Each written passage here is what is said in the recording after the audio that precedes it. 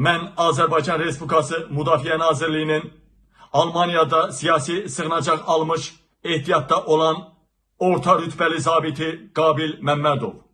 Orta rütbəli deyirəm ki, ona görə ki, Azərbaycanda ali rütbə almaq üçün ya gərək Rusiyanın FSB-nin agenti olasan, ya da yüksək miqdarda korrupsiya, rüşvət pulları verəsən. Yoxsa sənə ali rütbə, ali vəzifə yoxdur. Azərbaycan Rusiyanın bir quberniyasıdır. Mən indi sizə dəhşətli bir xəbər verəcəyəm. İlham Əliyev 100 ədəd ən müasir T-90 tankını 2 ay öncə 2026-cı ilin may ayında Putinə hədiyyə verdi.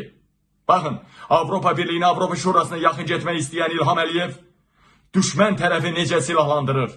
Belə ki, 2016-cı ildə Azərbaycan Müdafiə Naziri General Polkovnik Səfər Əbiyev vəzifədən getdi.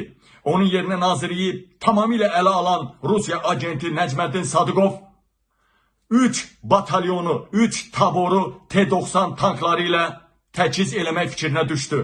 Buna Rusiyadan yanğından mal qaçırmaq da demək olardı, Qarabağ Savaşı öncəsi ordunu gücləndirmək də demək olardı.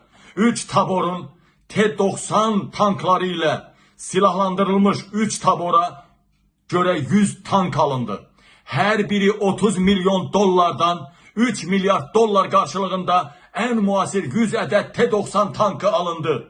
Ve bir tabor 177'ye Bakı Korpusu'na, ikinci tabor Bərdə Korpusu'na, birinci korpusa, üçüncü tabor Beyləqan Korpusu'na, ikinci korpusa Qarabağ istiqamətine verildi. Ve bu boyda tanklar hamısı cəmi 2 ay bundan qabaq.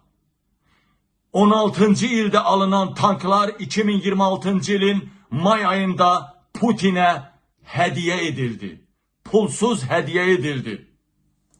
Ve hansısa ölkənin xüsusi xidmət orqanları mənim məlumatıma inanmasalar Azərbaycanda 3 T-90 tank taboru haradadır? Hara gönderildi? Çok asanlıkla öğrenə bilərsiniz, Putin'e hediye edildi. Bundan sonra yine de Zelenski, Ukrayna prezidenti Zelenski, Britanya, Avropa, yine de Amerika, İlham Əliyevlə hər hansısa bir işbirliyine girərlərsə, girmək istəyərlərsə, danışıqlar edərlərsə, bundan sonra burada ne var? Ya Cehri'nin adası kimi böyük cinayetler ya da böyük korrupsiya əlaqələri var. Yoksa bu boyda Putin'i düşmən tərəfi silahlandıran İlham Əliyevdən bir masa arkasında oturmak değil, salam vermək olmaz.